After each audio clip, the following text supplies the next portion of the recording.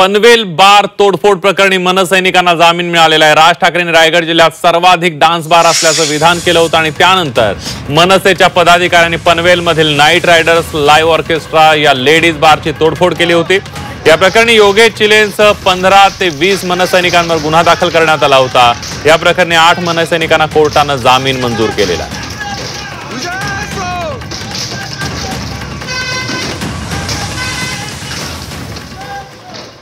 ज्यावेळी साहेब एखादा मुद्दा मांडतात त्यावेळी त्याची प्रतिक्रिया महाराष्ट्राने देतच असतात। आम्ही सुद्धा तेच केलं आणि खरंच महत्वाचा मुद्दा आहे। माननीय राजसाहेबांनी हा मुद्दा महाराष्ट्रासमोर मांडलेला आहे की छत्रपती शिवाजी महाराजांच्या राजधानीमध्ये अशा पद्धतीने डान्स बार संस्कृती फोफावणं हे महाराष्ट्रासाठी लाजिरवाणच आहे। आणि आमचे प्रवक्ते माननीय गजानन काळे बोलल्याप्रमाणे पुढच्या काही दिवसांमध्ये याच्या विरोधात आम्ही ठामपणे उभे राहू।